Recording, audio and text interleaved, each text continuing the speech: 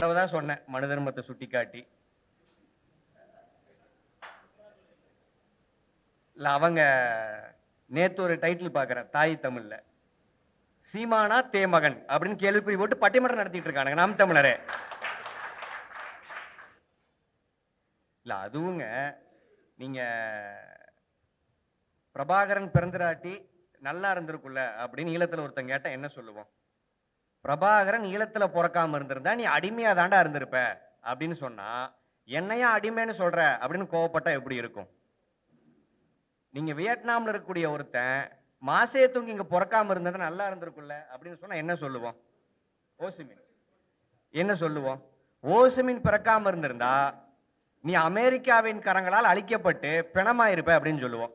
என்னை வா பிணன்னு சொல்ற அப்படின்னு எப்படி கோவப்பட்டா எப்படி இருக்குமோ அதே மாதிரி பெரியார்னு ஒரு பெருமகன் பிறக்காட்டி பார்ப்பன மேலாதிக்கத்தில் நீ சூத்திரனாக பாப்பானுடைய வைப்பாட்டி மகனாதாண்டா இருந்திருப்ப அப்படிங்கறது லாஜிக்கான ஒரு கேள்வி.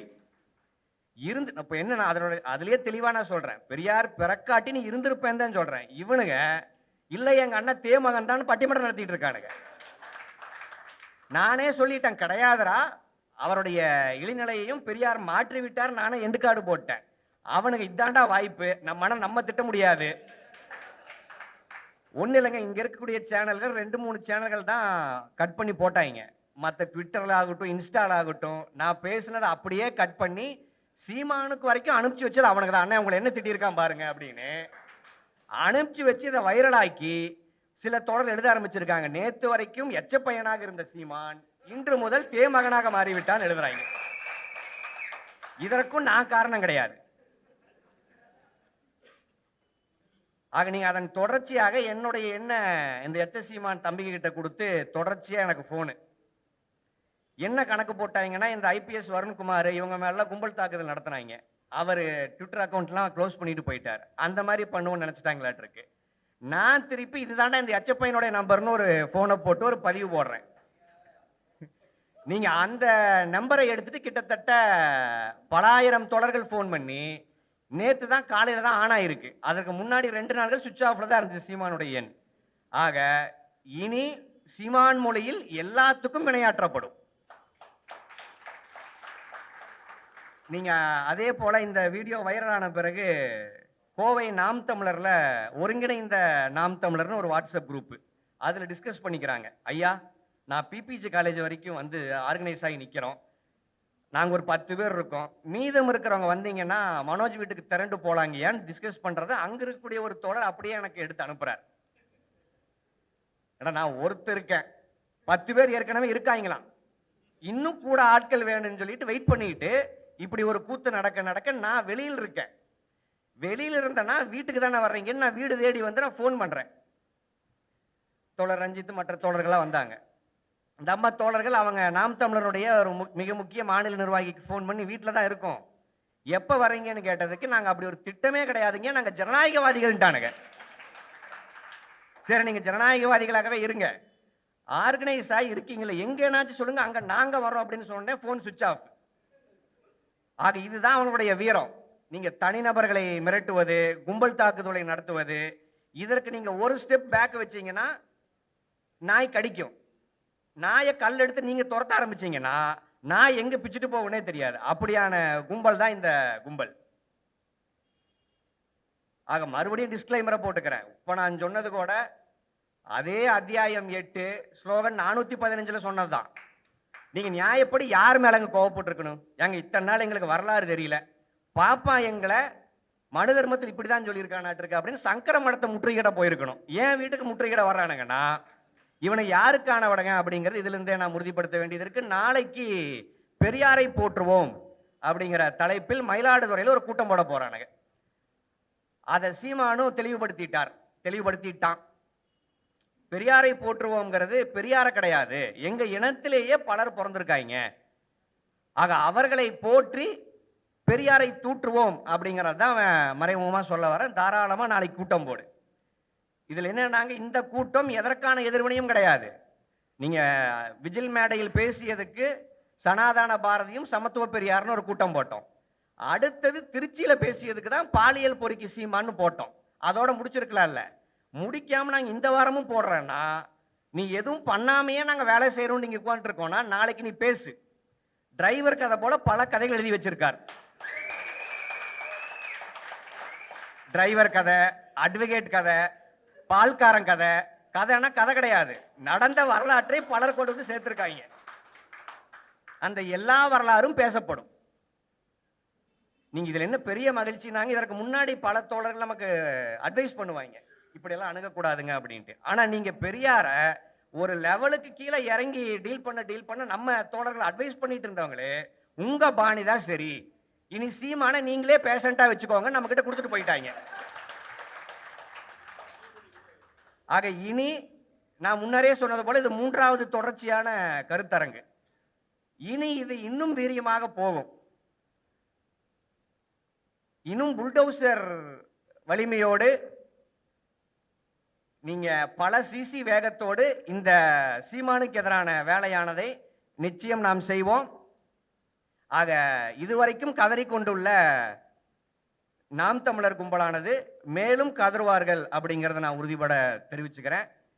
ஏன்னா அவங்க இதுவரைக்கும் பார்த்தது, இதுவரைக்கும் பலரிடம் வம்பிழுத்திருக்காங்க.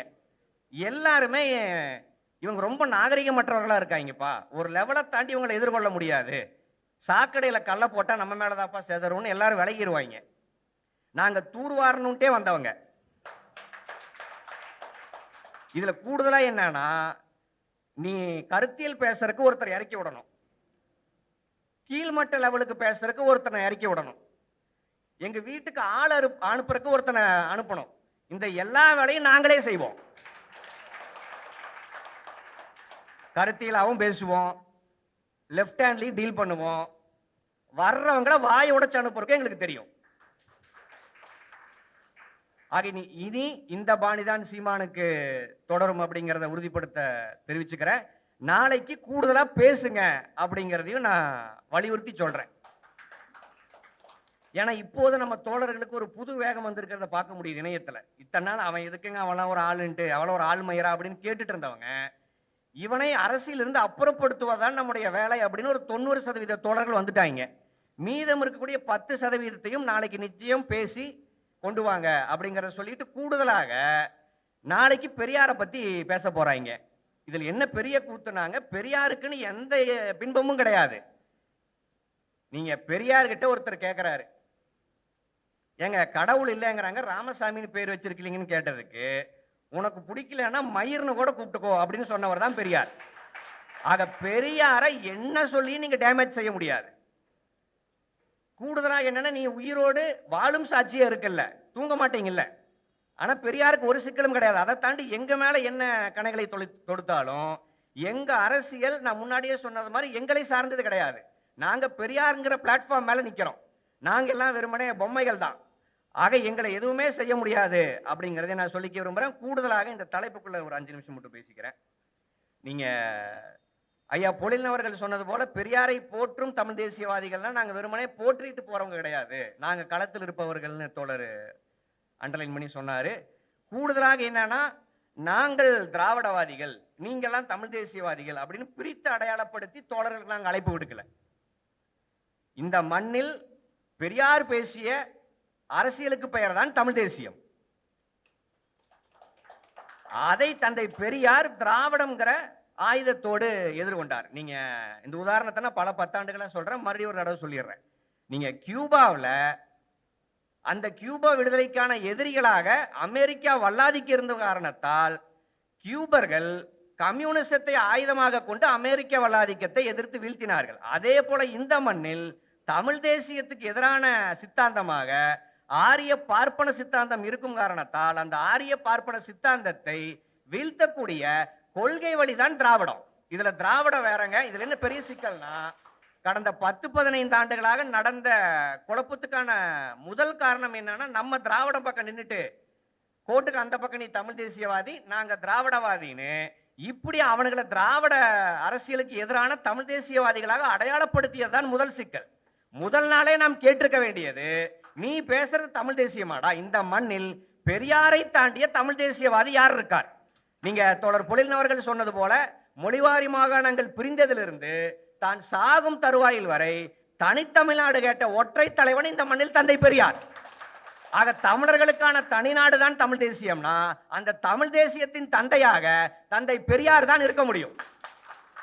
இப்ப நாளைக்கு பெரியாரை போற்றுவோம்னு ஒரு தலைப்பை வச்சுக்கிட்டு, ஏங்க பெரியார் தான் போராடினாரா, வஉசி போராடலையா, நீங்க மாப்போசி போராடலையா, வேலுநாச்சியார் போராடலையான்னு இப்படி ஒரு லைன் அப் கொடுத்தா கேட்கறதுக்கு நல்லா இருக்கு. ஆமாப்பா, இவர்களும் காலகாலமா நம்ம பள்ளி புத்தகத்தில் படிக்கிறோம், அவங்களும் ஆளுமைகள் தானேன்னு கேட்கறதுக்கு நல்லா இருக்கும். இதுவே இப்படி கேட்டு பாருங்களேன், ஏப்பா பிரபாகரன் மட்டும்தான் போராடினாரா, பொட்டமான் போராடவில்லையா, தங்கவரை போராடவில்லையா, ஜெகன் போராடவில்லையா, ஏன் பிரபாகரன் அவர்களை மட்டும் தேசிய தலைவர்னு சொல்றீங்கன்னு ஒருத்தன் கேட்டா அவனுக்கு பொட்டமான் மீதான பாசமோ தங்கவரை மீதான பாசமோ எல்லாம் கிடையாது, தேசிய தலைவர் பிரபாகரன் அவர்கள் மீதான வன்மம் அப்படிங்கிறது எளிமையா நம்ம புரிஞ்சுக்கலாம். நீங்க ஒண்ணு இல்லை, இதே கேள்வி நான் கேட்கறேன், ஏன் பிரபாகரன் பிறந்த நாளை மட்டும் நம்ம கொண்டாடுறோம், குட்டிமணியினுடைய பிறந்த நாள் என்னைக்குனாச்சும் நமக்கு தெரியுமா அப்படின்னா நாம் குட்டிமணியை இருட்டடிப்பு செஞ்சுட்டோன்னு அர்த்தமா, ஜெகன் அவர்களை இருட்டடிப்பு செஞ்சுட்டோன்னு அர்த்தமா? தேசிய தலைவரை நாம் கொண்டாடுவதற்கான காரணம் தேசிய தலைவர் தான் அந்த விடுதலையினுடைய அடையாளமாக நின்றார். அவர்தான் ஒரு மாபெரும் இயக்கத்தை கட்டமைத்து ஒரு மிகப்பெரிய புரட்சியை அந்த மண்ணில் வித்திட்டார். அதே மாதிரி இங்க பெரியாருக்கு காலகட்டத்திற்கு ஈக்குவலாகவோ அதற்கு முன்னாடியோ பிற்காலத்திலேயோ நிறைய பேர் கூட இந்த மண்ணுக்காக உழைச்சிருக்கலாம். ஆனா பெரியார் தான் தனித்த தலைவராக, குறிப்பா சொல்லணும்னா புத்தருக்கு பிறகு சிஸ்டமேட்டிக்காக இயக்கம் கட்டி பார்ப்பனியத்தை எதிர்த்தவர் இந்த மண்ணில் தந்தை பெரியார் மட்டும்தான். நீங்க சித்தர்களோ மற்றும் பிற தமிழ் மூத்தவர்களோ தங்களுடைய பாடல்கள் வாயிலாக இன்னும் பிற எழுத்துக்களின் வாயிலாக தங்களுடைய பார்ப்பன எதிர்ப்பை அவங்க வெளிப்படுத்தி இருக்கலாம். ஆனா இயக்கம் கட்டி பார்ப்பனியத்தை எதிர்த்தவர் தந்தை பெரியார் மட்டும்தான். நீங்க அதை பாவலரர் பெருஞ்சித்தனார் அவர்கள் இப்படி குறிப்பிடுறார். நீங்க எந்த பாவலரர் பெருஞ்சித்தனார் அவர்கள்னா தோழர் பொழிலன் அவர்கள் சொன்னது போல பெரியார் அவர்களுடைய மொழிக் கொள்கை மீது அதிதீவிர விமர்சனத்தை வைத்த அதே பாவலரர் பெருஞ்சித்தனார் அவர்கள் தான் இந்த 2000 ஆண்டுகள்ல திருவள்ளுவருக்கு பிறகு இந்த இனத்திற்கு தோன்றிய ஒற்றை தலைவன் தந்தை பெரியார் தான் அப்படின்னு அறிவிக்கிறார். நீங்க அந்த வகையில் பெரியார் ஒருவர் தான் பெரியாரான்னு கேட்டா பெரியார் ஒருவர் தான் பெரியார். நீங்க பிரபாகரன் ஒருவர் தான் மேதகுவானா அவர் தான் மேதகு. ஆக பிரபாகரனை கொண்டாடுவது எப்படி மற்றவர்களை சிறுமைப்படுத்துவதோ குறைத்து மதிப்பிடுவதோ ஆகாதோ, அதே போல பெரியாரை கொண்டாடுவது என்பது இவர்களை சிறுமை. அதை தாண்டிங்க இன்னைக்கு எதிரி யாரு, எதிரி இந்தியா, எதிரி பார்ப்பனியம்னா இந்தியத்தை எதிர்க்க பார்ப்பனியத்தை எதிர்க்க எனக்கு ஷார்ப்பான ஒரு கத்தி வேணும். ஆக அதுக்கு தானே செலக்ட் பண்ண முடியும். வஉசி எனக்கு எப்ப தேவைப்படுவார்னா பிரிட்டிஷ்காரன் இங்க மறுபடியும் ஒரு ஊடுருப்பு செய்து இங்க காலனி ஆட்சி இருக்கும்போது அப்ப நானே சொல்லுவேன், அப்ப நான் போய் நான் பெரியாரின் பேரன் நான் சொல்லுவேன். பிரிட்டிஷ்காரன் இங்க இருக்கும்போது பிரிட்டிஷ்காரனை நான் எதிர்க்கணும்னா நான் வஉசியின் பேரன், நான் வேலுநாச்சியாரின் பேரன் நான் ஆட்டோமேட்டிக்கா சொல்லுவேன். இப்போது எதிரி எனக்கு பார்ப்பனர்களா இருக்கும்போது, ஆரியமா இருக்கும்போது, இந்தியமா இருக்கும்போது நீ பெரியார சொல்லாதேன்னு சொல்வதின் நோக்கம் இந்தியத்தை எதிர்க்காதே, ஆரியத்தை எதிர்க்காதே, பார்ப்பனியத்தை எதிர்க்காதே அப்படிங்கிறது மட்டும்தான். கூடுதலாக இன்னொரு விடயத்தை நான் திருச்சியில போன வாரம் பதிவு பண்ணேன், இந்த மேடையில் குறிப்பா பதிவு பண்ணணும்னு விரும்புறேன். இந்த திராவிடரா தமிழரா அப்படிங்கிற இந்த சிக்கல்லையே நம்ம டிஃபென்ஸ் மட்டுமே பல ஆண்டுகளாக ஆடிட்டு இருக்கோம். திராவிடர்னா அது கிடையாதுங்க, திராவிடர்னா நிலப்பரப்புங்க, கொள்கைங்கன்னு இப்படி மாத்தி மாத்தி ஒரு இன்டர்பிரேஷன் நம்ம சொல்லிட்டு இருக்கோம். ஆனா நீ திராவிடரா தமிழரான்னு நம்ம கேட்டா நாம் இரண்டும்னு தான் சொல்லணும். அதுதான் மானுடவியல். நீங்க முன்னாடியே பதிவு பண்ணியிருக்கேன், நான் முதல் கூட்டத்தில் இதை நான் பதிவு பண்ணேன். நீங்க சைனாக்காரங்கிட்ட மைக்கு நீட்டி நீ மங்கோலியனா நீ சீனாக்காரனான்னு கேட்டா நான் தேசிய இனத்தால் சீனன், மரபு இனத்தால் நான் மங்கோலியன் தான் சொல்லுவான். சாரிங்க, நான் ஒன்லி சைனீஸ் தான், மங்கோலியருக்கு எனக்கு சம்மந்தம் கிடையாது, இரட்டை அடையாளத்தின் மீது எனக்கு நம்பிக்கை கிடையாதுன்னு சைனாக்காரன் சொல்ல மாட்டான். அதே மாதிரி வெள்ளைக்காரங்கிட்ட போய் நீ காக்கேசியனா அல்லது அமெரிக்கனா அல்லது ஆங்கிலேயனான்னு கேட்டா நான் மூணும் தான் சொல்லுவான். நீங்க உதாரணத்திற்கு அமெரிக்கால வெள்ளையின மக்களுக்கும் கருப்பின மக்களுக்கும் ஒரு மிகப்பெரிய உரிமை போராட்டம் நடந்துச்சு. அப்போது கருப்பின மக்கள் நாங்கள் கருப்பர்கள்ங்கிற அடையாளத்தோடு அதே அமெரிக்காவை தாயகமாக கொண்ட வெள்ளையர்களை எதிர்த்தாங்க. அப்ப போய் வெள்ளையர்களிடம் நீங்க ஆங்கிலேயர்கள் தானே, நீங்க ஆங்கிலேயர்னு அடையாளப்படுத்திக்காம எதற்கு கருப்பினர்னு சொல்றீங்கன்னா அவன் என்ன சொல்லுவான்? நான் யாரை எதிர்க்க வேண்டுமோ அவனும் என்னுடைய மொழி பேசிட்டு இதே மண்ணில் ஆங்கிலேயனாக வாழும்போது நான் எப்படி ஆங்கிலேயன்னு சொல்லி அவனை எதிர்க்க முடியும்? அதன் காரணமாக எனக்கு மரபணு அடையாளம் தேவைப்பட்டது. அப்படிங்கிற அடிப்படையில் அங்க இருக்கக்கூடிய கருப்பின மக்கள் கருப்பர்களுக்கான உரிமையைத்தான் கேட்டாங்க. இங்க கேட்கிறானுங்க பாருங்க, இங்க எதிரி ஆரியர்கள், பார்ப்பனர்கள். அதன் காரணமாக நமக்கு திராவிடங்கிற அடையாளம் தேவைப்படுது. அப்ப நீ மைக்கு நீட்டி நீ திராவிடரா தமிழரா ரெண்டுல ஏதோ ஒண்ணு மட்டும் செலக்ட் பண்ணு அப்படிங்கிறது அடிப்படை அறிவியலுக்கே எதிரானது. நீங்க இந்த மண்ணில் பிறக்கக்கூடியவனுக்கு இரண்டு அடையாளம் நிச்சயம் இருக்கும். ஒன்னு மரபின அடையாளம், இன்னொன்னு தேசிய அடையாளம். ஆனா இவனுக்கு என்ன சொல்றானுங்கன்னா, மரபின அடையாளங்கிற ஒன்னே உனக்கு இருக்கக்கூடாது, வெறுமனே தேசிய அடையாளம். இவங்களுக்கு மரபணம்னா என்னன்னு தெரியாது, அது தனி விஷயம். கூடுதலாக என்னன்னா இன்னொரு கேள்வி வரலாம், நீ மரபணமும் இருக்கு தேசியமும் இருக்குங்கிறத நான் ஒத்துக்கிறேன், ஆனா ரெண்டுக்கும் தமிழருங்கிற பேரை வச்சுக்கலாங்க அப்படின்னு அடுத்தது வருவான். அப்படி உலகம் முழுவதும் எங்கேயுமே கிடையாது. நீங்க மரபினங்கிறது ஒரு குடும்ப பேராகத்தான் இருக்கும். நீங்க சைனாக்காரர்களுக்கு அவங்களுடைய மரபினம் மங்கோலியம் தான். அதே மாதிரி இந்த நிலப்பரப்பில் வாழக்கூடிய எல்லா மக்களுக்குமே இரண்டு அடையாளங்கள் நிச்சயம் இருக்கும். அதன் அடிப்படையில் இந்த துணைக்கண்டத்தில் வாழக்கூடிய மக்களுக்கு இரண்டு அடையாளங்கள் இருக்கும். தேசிய இனத்தால் அவங்க எதுவா இருந்தாலும் ஒன்னு அவர்கள் ஆரியர்களா இருக்கணும் அல்லது திராவிடர்களா இருக்கணும். நீ திராவிடரா இருக்காதேன்னு சொன்ன என்ன அர்த்தம்னா, நீ ஆரியனுடைய அடிமைன்னு சொல்லுன்னு சொல்ல வர்றாங்க. ஆரிய வழி வந்தவர்கள், ஆரிய கலப்பில் பிறந்தவர்கள் சொல்லுங்க அப்படிங்கிறது அவருடைய நோக்கம். கூடுதலாக இது ஹரப்பா மொஹஞ்சதாரோ நாகரிக முடிவுகள் வந்த 100வது ஆண்டு. இந்த 100வது ஆண்டில் தொடர்ச்சியாக நீங்க ஒண்ணு இல்லைங்க, எந்த பாப்பானாச்சு நான் பாப்பா மட்டும்தான், நான் ஐயர் தான், ஐயங்கார் தான், என்ன ஆரியர்கள்னு சொல்லாதீங்கன்னு எவனாச்சும் சொல்லியிருக்கானா? ஒரே ஒத்த பாப்பா. நான் ஆரியர் கிடையாது, எனக்கு எதுக்குங்க இரண்டு அடையாளம்? நான் ஏற்கனவே பிராமணரா இருக்கேன், சாதியா ஐயரா ஐயங்காரா இருக்கேன், சர்மாவா இருக்கேன், என்ன எதுக்கு ஆரியர்னு குறிப்பிடணும் எந்த பாப்பானாச்சும் சொல்றானா? ஆக நாம் நம்மை திராவிடர் என்று அழைப்பது இந்த துணைக்கண்டத்தில் ஆரியர்கள் மட்டும் வாழவில்லை, பூர்வீகமாக கொண்டு வாழவில்லை.